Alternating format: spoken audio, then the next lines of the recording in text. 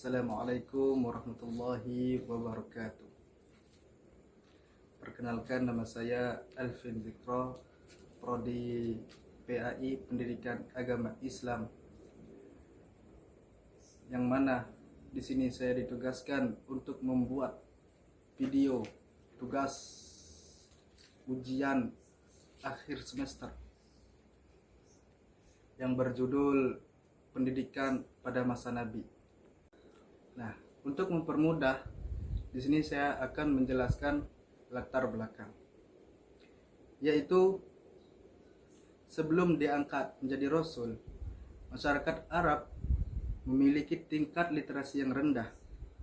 Hanya sebagian kecil masyarakat yang mampu membaca dan menulis.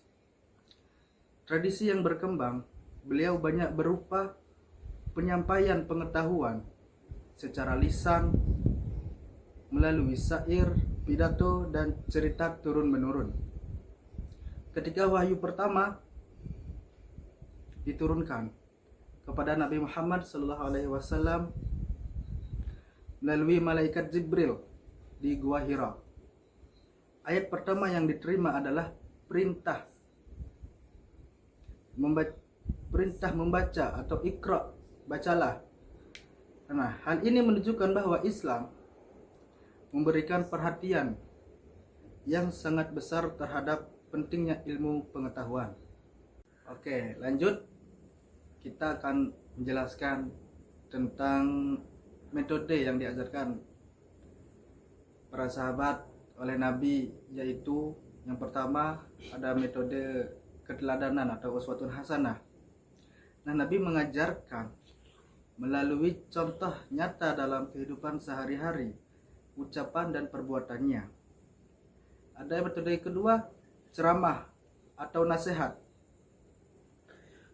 Penyampaian ajaran dilakukan melalui khutbah, nasihat, dan penjelasan yang mudah dipahami sesuai kondisi pendengar.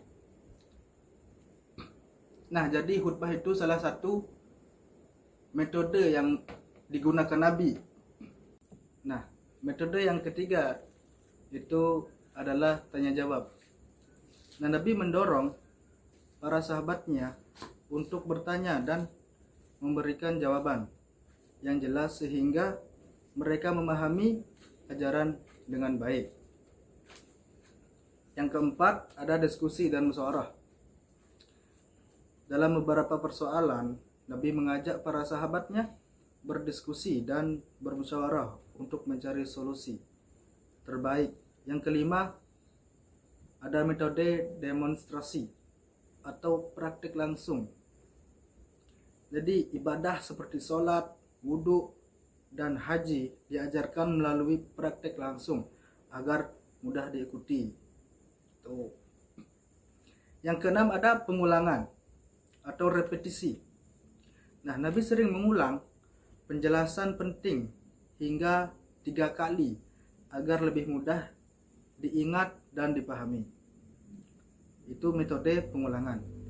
Yang ketujuh, ada metode kisah atau cerita atau qaswah.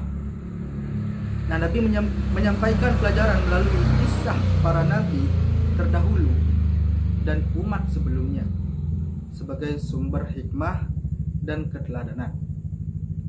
Ada metode yang ke-8, metode pembiasaan atau habituasi.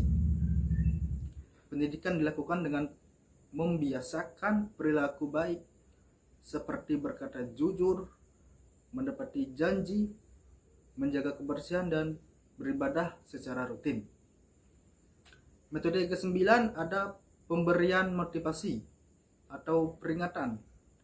Nah, Nabi memberikan motivasi dengan menyebutkan pahala dan keutamaan amal baik, sekaligus memberikan peringatan tentang akibat dari perbuatan buruknya.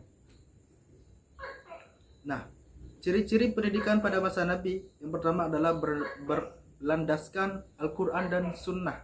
Yang kedua, berorientasi pada pembentukan akhlak dan karakter. Dilakukan secara bertahap sesuai kemampuan peserta didik. Yang keempat, menekankan keseimbangan antara ilmu, iman, dan amal. Yang kelima, bersifat sederhana, praktis, dan mudah diterapkan dalam kehidupan sehari-hari. Oke, di sini kita lanjut ke tujuan pendidikan pada masa Nabi. Pendidikan yang dilaksanakan Nabi Muhammad SAW memiliki beberapa tujuan utama, yaitu menanamkan keimanan dan ketakwaan kepada Allah Subhanahu wa taala, membentuk akhlak yang mulia sesuai ajaran Islam, mengembangkan kemampuan berpikir dan memahami ajaran agama, mempersiapkan umat Islam menjadi pribadi yang bertanggung jawab, membangun masyarakat yang adil, damai, dan keperadaban, menumbuhkan semangat mencari ilmu sepanjang hayat, menghapus praktik-praktik jahiliyah seperti penyembahan berhala, diskriminasi, dan ketidakadilan. Di sini saya akan mensimpul atau mempersingkat penjelasan saya, yaitu mengenai pendidikan pada masa Nabi Muhammad SAW.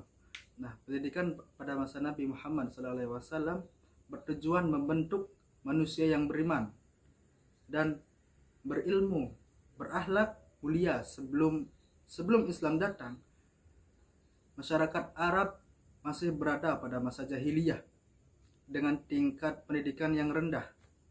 Turunnya wahyu pertama, yaitu perintah membaca Iqra atau membaca, menunjukkan bahwa Islam sangat menekankan pentingnya ilmu pengetahuan. Nah, pada periode Mekah, pendidikan difokuskan pada penanaman akidah, keimanan, dan akhlak.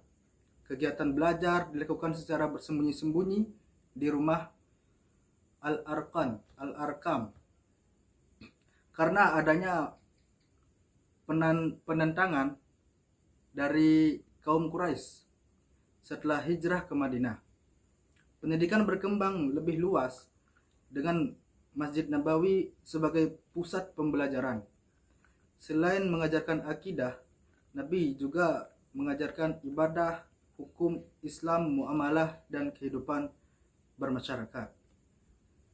Nah, metode pendidikan yang digunakan Nabi Muhammad SAW meliputi keteladanan, ceramah, tanya jawab, diskusi, praktik langsung, serta penyampaian kisah-kisah yang mengandung hikmah.